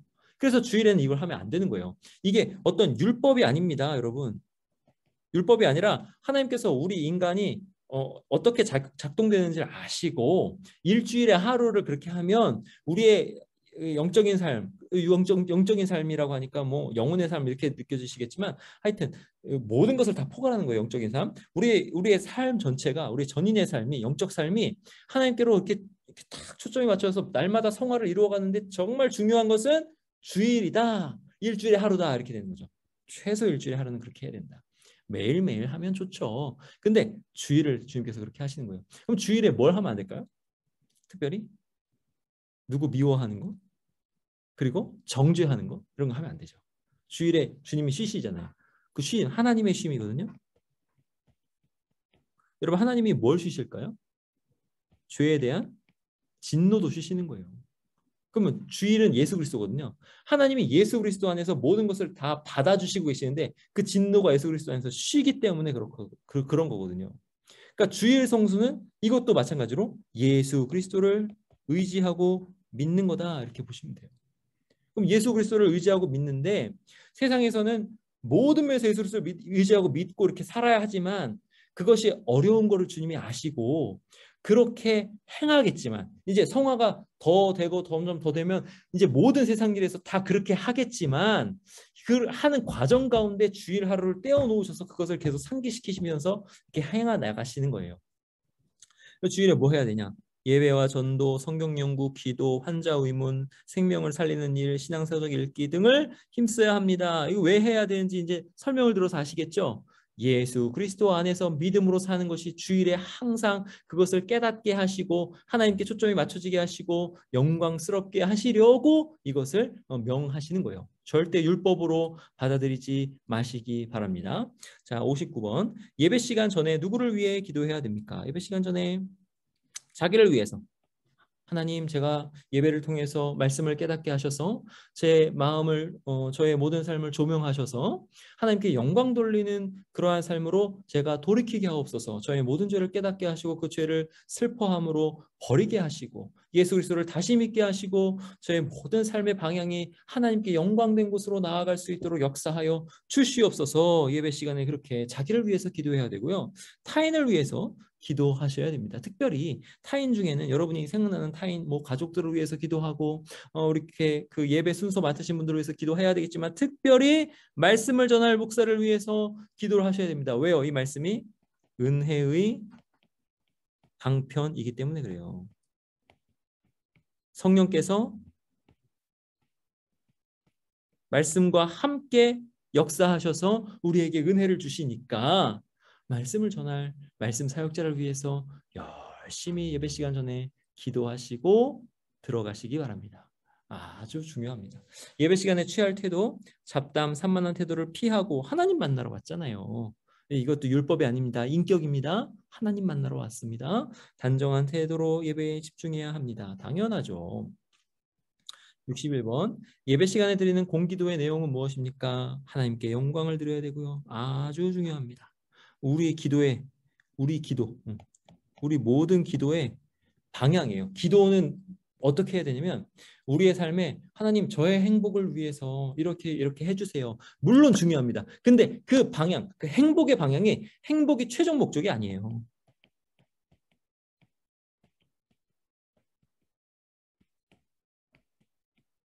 아니에요. 뭐가 최종 목적이에요? 하나님께 영광이 최종 목적입니다. 그러니까 우리가 하나님께 어떤 기도를 하나님께 들으시냐면 우리의 삶의 방향이 하나님께 영광으로 쫙 맞춰서 쫙 가고 있는 사람의 기도를 들으시는 거예요. 물론 그 안에서 하나님 저 집 주세요, 차 주세요 할 수 있어요. 근데 그게 하나님께 영광 돌리는 어떤 그 사역과 여러분의 그 역할과 그런 거 안에서 같이 가는 거지. 우리의 행복을 위해서 어떤 쾌락주의라고 하죠. 그 쾌락주의가 지금 공리주의로 가는데 쾌락이 무슨 감각적인 쾌락 막 그런 게 아닙니다. 마음의 평안과 행복, 더 이상 뭐 더 바랄 게 없는 그런 상태 뭐 그런 거를 이제 에피크로스 학파에서 쾌락주의라고 하고 그것이 이제 최대 다수의 최대 행복이라고 하면서 존 스튜어트 밀이 그런 공리주의를 이렇게 펴 나갔는데 그게 이제 헌법에 있으면서 모든 사람은 행복 추구할 권리, 행복 추구권으로 이렇게 나아가서 헌법에 이렇게 되어 있지만 기독교인은 그 행복 추구를 하기 위해서 기도하는 것이 아니요. 물론 거기 행복 추구가 들어가지만 그게 최종 목적이 아니요. 그것이 다 합해서 하나님께 영광을 돌리는 목적으로 나아간다라는 거죠. 우리의 목적은 그리스도를 믿는 믿음으로 교회가 모든 것들을 충만하게 하는 것. 그게 목적이죠. 하나님의 영광을 나타내는 것. 자, 그다음에 공기도는 하나님의 은혜에 감사하죠. 은혜를 알면 감사할 수 있고 회개를 하게 되죠. 은혜와 복을 간구합니다. 왜요? 은혜와 복이 없이는 우리가 아무것도 할 수 없기 때문에 우리의 무능을 인정하는 거죠. 가정, 교회, 국가, 세계를 위해 기도합니다. 왜요? 교회는 여기까지 다 충만하게 해야 하니까. 그 다음에 예수님의 이름으로 나의 공로를 의지해서 기도하는 것이 아니라 오직 주 예수 그리스도를 의지해서 기도하는 거죠. 우리 모든 삶도 다 예수님을 의지해서 해야 되겠죠. 그쵸? 그러건만 기도는 얼마나 더 예수님을 의지해야 되겠느냐 하는 거죠. 예수님을 의지해서 예수님의 이름으로 기도합니다. 이것도 어떤 주문이 아니에요. 주문이 아니에요. 말씀을 잘 아는 자가 마땅히 취하는 것은 예수님을 의지해서 기도하는 것입니다. 교인은 물질을 어떻게 사용해야 합니까? 모든 물질은 주님께 받은 것입니다. 라고 인정하는 거죠. 예, 인정하는 거죠. 주님의 선한 일에 아름답게 사용해야 합니다. 여러분, 여러분의 물질을 어떻게 사용하고 계십니까? 여러분이 물질을 어떻게 사용하는가를 통해서 여러분이 얼마나 성화되었는가가 나타납니다. 여러분의 물질이 흘러가는 곳이 여러분의 마음이 있는 곳이거든요. 여러분의 마음이 어디에 있는가를 잘 생각해 보세요. 교인은 어떻게 경제적으로 협조해야 합니까? 교회의 모든 재정과 사업에 성심껏 협조해야 합니다. 왜 그러죠? 우리의 목적이 우리는 교회로서 예수 그리스도의 몸으로 성화되어 교회가 마땅히 해야 될 일을 하도록 하는 것이 우리의 삶의 의미이자 목적이니 교회가 하나님의 일을 그리스도의 몸으로 충실하게 감당하고 있는 것을 본다면 그것에 우리의 몸으로 봉사하는 것일 뿐만 아니라 마음이 같이 들어가니까 재정으로 협조하는 것입니다. 64번 헌금은 어떻게 드려야 합니까? 11조와 감사헌금을 기준으로 성경에 나온 대로 몸과 마음과 정성을 다해 감사함으로 드려야 됩니다. 이게 다윗이 기도했죠. 주님께 받은 것으로 주님께 드립니다라고 다윗이 그렇게 기도했습니다. 그래서 11조와 감사헌금을 기준으로 몸과 마음과 정성으로 하나님께 드리는 거예요. 받은 대로 드리는 것입니다. 헌금은 그렇게 드려야 합니다. 여러분, 헌금 내 것을 내가 어떻게 해서 드리는 게 아니에요. 교인의 의무는 무엇입니까? 예배와 집회 출석이 교인의 의무이죠. 근데 의무라고 하니까 나가기 싫은데 어떡하냐? 엄마 저 교회 가기 싫어요. 얘야 네가 그 교회 목사잖니? 이런 우스갯소리가 있는. 예배와 집회 출석이 의무라고 하면 가기 싫어요. 사람은 참 의무라고 그러면 하기 싫어요. 근데 이걸 의무라고 생각하지 마시고 하나님의 은혜를 주시려고 부르신다라고 생각하시면 돼요. 그래서 우리에게 의무 지으셨어요. 은혜 받으러 가자, 은혜 받으러 가자. 하나님이 나를 어떻게 도우시는가? 하나님이 나에게 또 어떤 역사를 주시고 어떠한 복을 내려 주실까? 이 복을 통해서 내가 어떻게 교회로서 하나님께 영광을 돌릴 수 있을까? 기대하는 마음으로 가자 이거죠. 교회 일에 참여하는 것, 주님의 일에 대한 재정적인 책임, 성경의 교훈을 힘써 행하며 교회 헌법에 순종할 의무가 있습니다. 여러분, 이 교회 헌법은요 성경에서 나온 것입니다. 성경에서 나온 건데 이거는 법을 제정했잖아요. 종교개혁자들이 천재들이에요. 엄청나게 몇 개 국어 하고요. 뭐 라틴어부터 시작해서 뭐 원어도 능통하고요. 성경 말씀을 해석을 해가지고 이렇게 딱 풀어놨는데 이게 얼마나 이게 절묘하게 풀어놨는지 지금 봐도 성경 말씀이 이렇게까지 깊게 생각해서 이렇게 풀어놓은 거야. 이렇게 해서 선법이 이렇게 해서 법을 이렇게 제정한 거야. 이렇게 됩니다.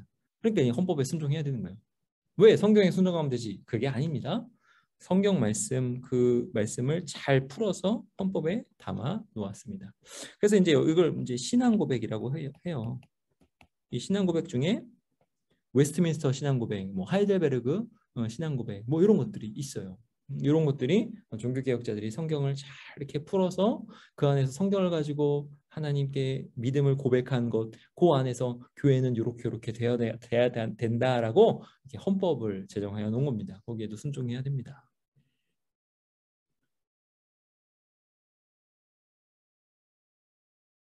자, 66번. 교인의 권리는 무엇입니까? 자, 권리. 여러분 의무가 있으면 권리도 있죠?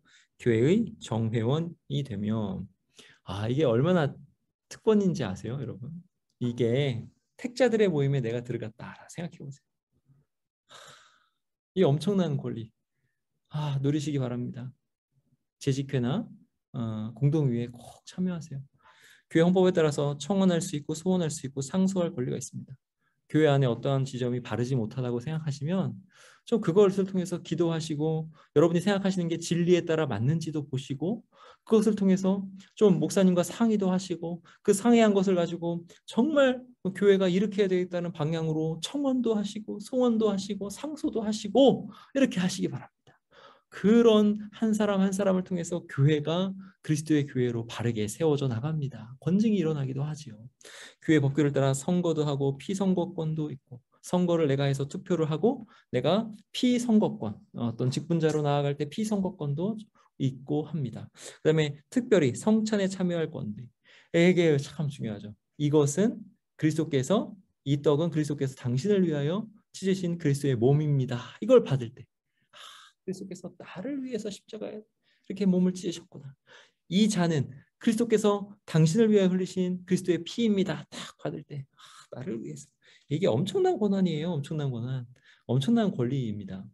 그리고 교회를 위해서 봉사할 특권. 여러분 교회 봉사자 구하려면 얼마나 힘듭니까? 그렇죠? 근데 봉사가 특권이에요. 여러분 이게 참 이런 말씀 드리면 이게 참 율법주의 같고 또 무슨 신비 종교 같은데요. 여러분 교회 봉사를 정말 감사함으로 이렇게 하는 사람의 자손을 한번 찾아보세요. 다 얼마나 잘 됐는지 한번 보세요.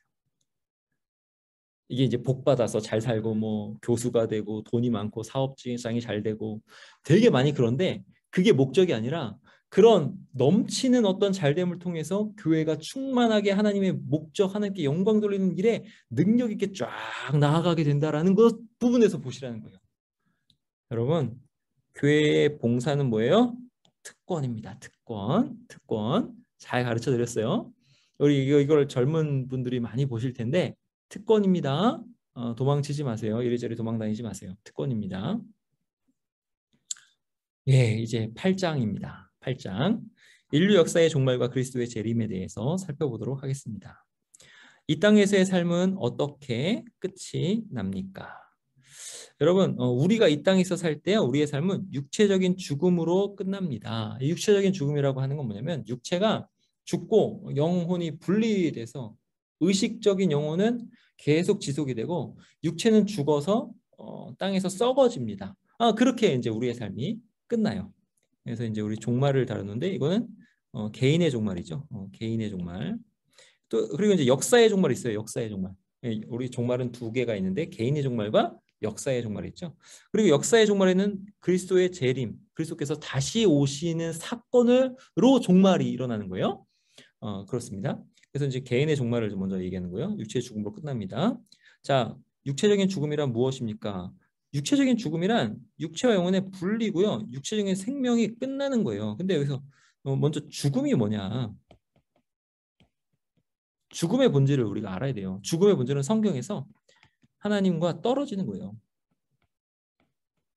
이게 죽음이에요, 여러분. 죽음의 본질 하면 하나님과 떨어지는 거예요. 생명의 근원으로부터 떨어지는 것. 그러니까 생명이 더 이상 오지 않는 거죠. 여러분, 화분 이렇게 초록색 네모난 거 있잖아요. 그걸 뭐라고 하는지 모르겠어요. 초록색 네모난 거에다가 이렇게 꽃을 꺾어서 꽂아 놓죠. 그 꽃은 살아있나요? 죽어있나요? 살아있죠? 죽은 목숨이죠.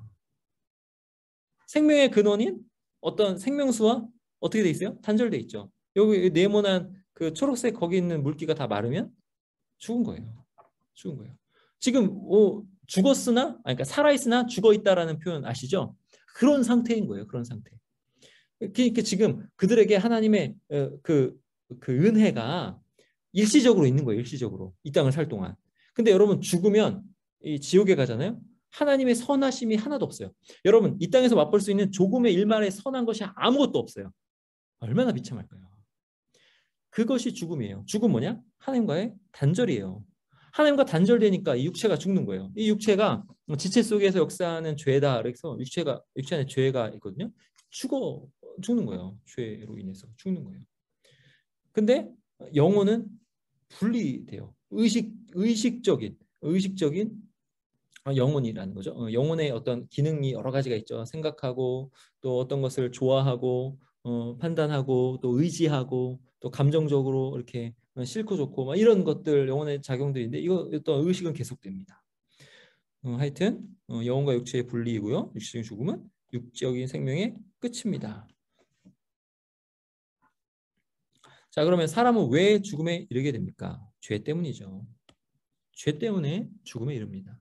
그래서 육체가 죽는 거예요.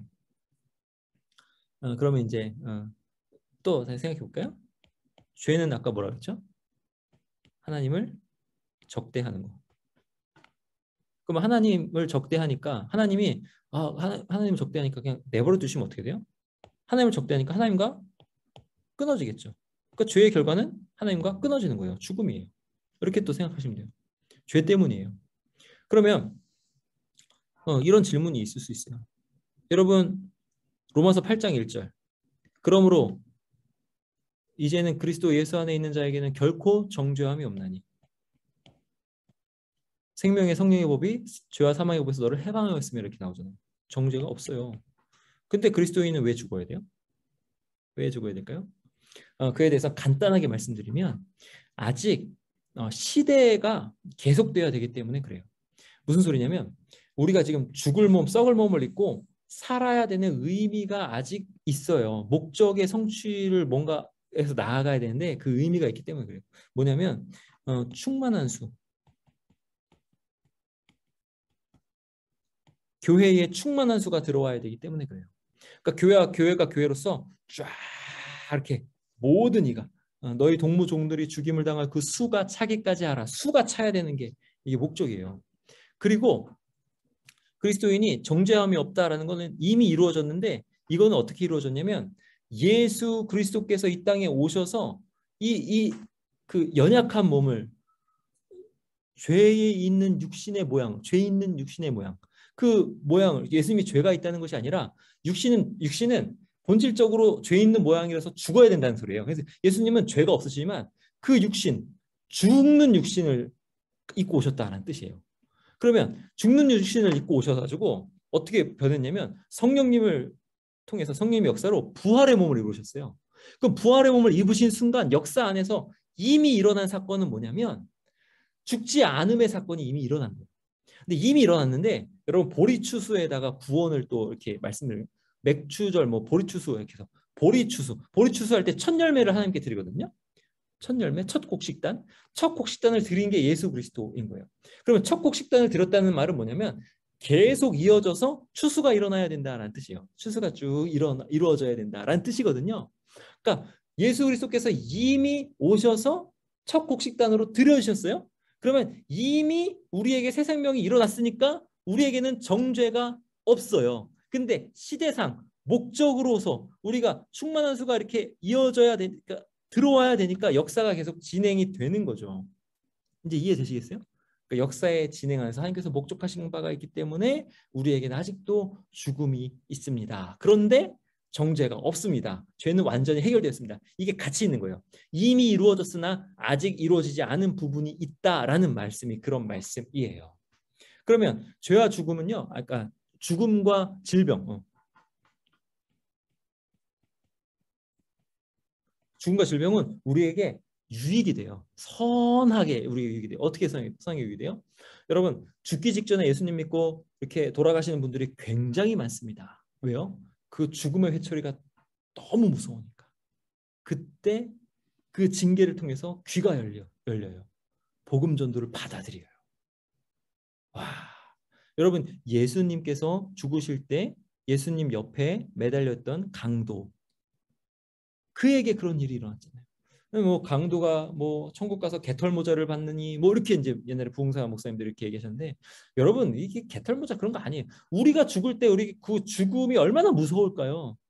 그래서 우리 그때 그 우편이 아니에요. 이게 어느 편인지 몰라요? 그 강도가 예수님께 구했던 거 주여 당신의 나라에 임할 때 저를 기억하옵소서라고 기도할 수밖에 없어요. 근데 예수님 뭐라 하셨어요? 내가 오늘 나와 함께 낙원에 있으리라 하셨잖아요. 와, 그 강도 얼마나 든든하게 삶을 마감했을까요? 참 부러워요. 근데 하여튼 우리는 이 죽음이라는 것이 우리에게 작용하는데 어떻게 작용해요? 징계로 작용해서 우리가 마음이 이렇게 하나님 앞에 이렇게 두려움으로 죄를 회개하며 예수님을 더 의지할 수 있게 하는 복이다, 복이다 이거예요. 그러니까 이런 기능이 있고 또 어떤 시대 구분이 있어서 그리스도인은 정죄함이 없지만 죄사함을 다 받았지만 죽음을 또 마주하게 됩니다. 자, 70번. 70번에 나오네요. 성도의 죽음은 어떤 것입니까? 형벌이 아니에요? 형벌은 누가 당하셨어요? 예수 그리스도께서 당하셨어요. 형벌이 아니고 영혼이 육체를 벗어나 하나님께 가는 과정이고 징계인 거예요. 그러면 끝이면서 시작인 거죠. 그래서 주와 함께 가는 그 길의 통로인 것입니다. 우리는 죽음을 이런 소망으로 바라보시고 또 징계로 바라보시면서 무서워도 하시지만 그 무서움 가운데 더 예수님을 의지하시면서 죽음을 바라보시기 바랍니다. 사람이 죽으면 어디로 갑니까? 악인, 성도 구별이 되죠. 악인은 저주를 받아 지옥으로 가고 성도는 구원을 받아 천국으로 갑니다. 이게 지옥과 천국 이렇게 되는데요. 이게 지금 중간 상태를 염두에 두지 않은 가르침이에요. 좀 더 정확하게 말씀드리면 악인은 음부로 갑니다. 그리고 성도는 낙원으로 가요. 그러니까 우평강도라 자꾸 그러네. 이게 입에 배에서 강도, 예수님께 긍휼함을 얻은 강도에게 예수님께서 말씀하신 그것, 낙원, 낙원. 이렇게 됐다가 예수님께서 재림하시죠. 근데 예수님께서 딱 재림하시면 무슨 일이 일어나면 의인과 악인의 부활이 이렇게 있어요. 부활. 몸으로 부활하거든요. 이 부활해가지고 의인은 천국의 극치, 천국으로 가고 악인은 그때 지옥으로 떨어지는 거예요. 불못이라고 하는 지옥으로. 이렇게 이제 구분하시면 되겠습니다. 그래서 이거는 음부로 가고 낙원으로 갔다가 이 위아래가 바뀌었네요. 천국은 이렇게 낙원은 위에 있고 음부는 아래에 있다고 표현은 되는데 하여튼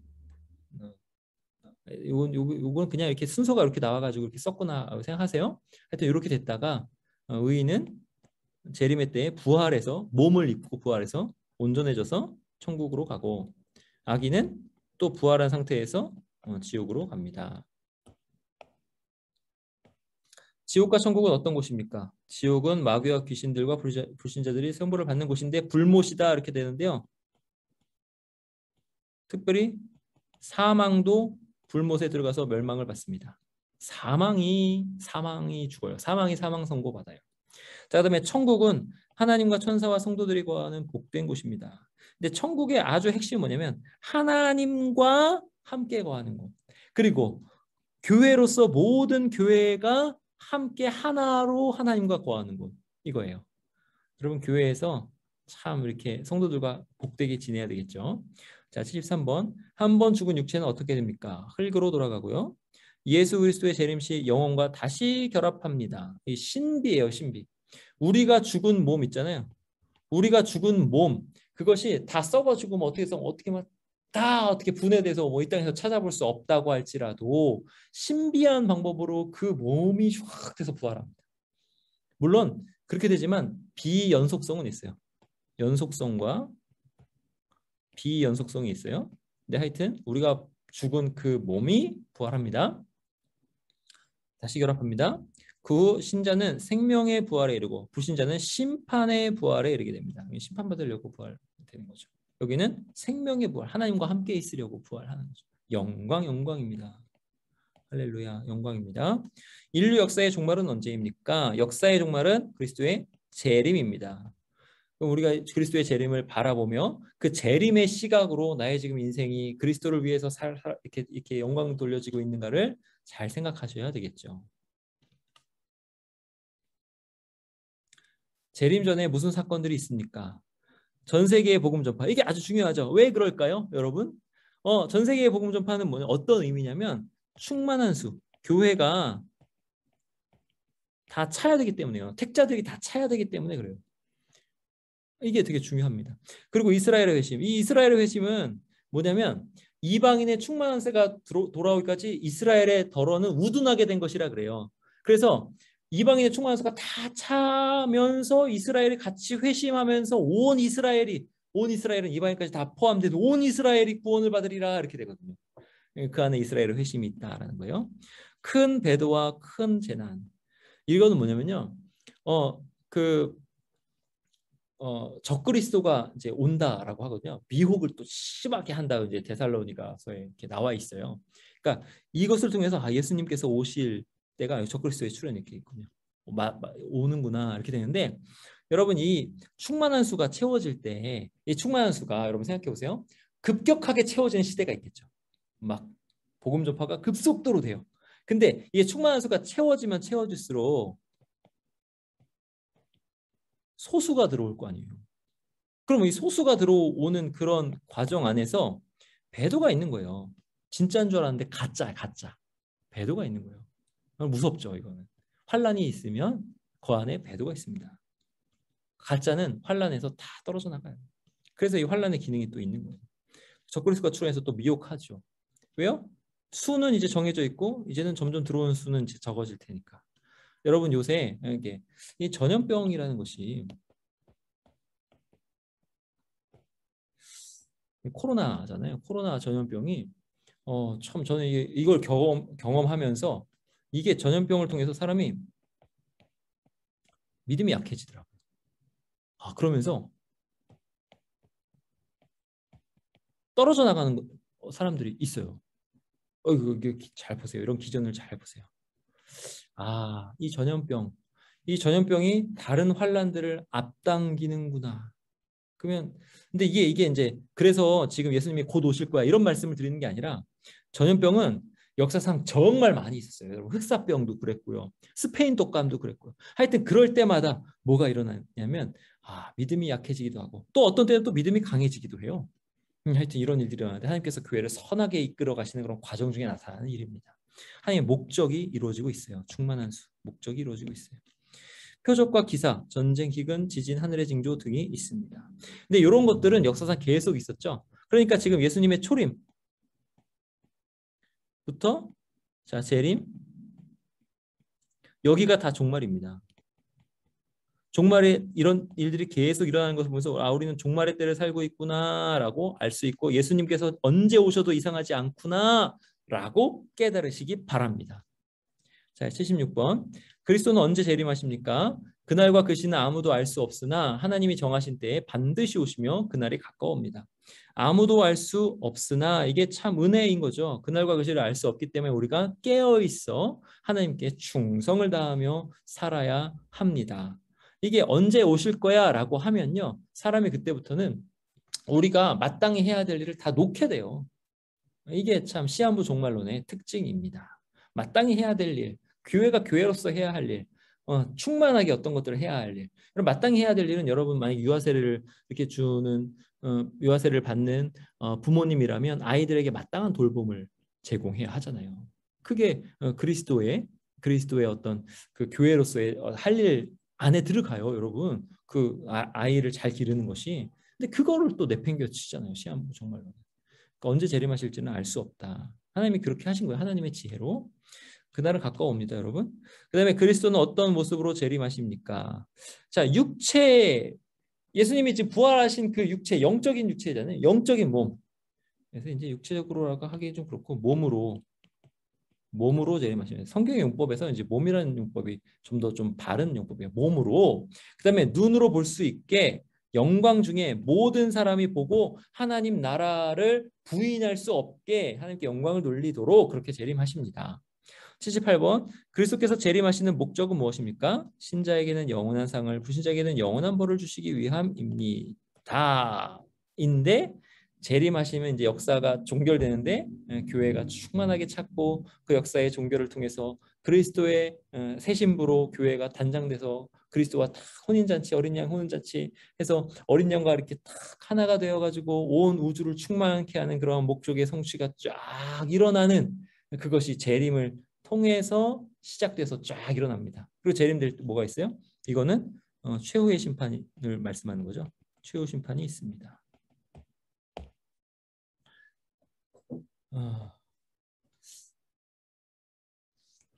잠시만요. 예, 여러분 여기까지가 또 두 번째 시간입니다. 여러분 그동안 너무 수고 많으셨습니다. 긴 강의 들으시느라고.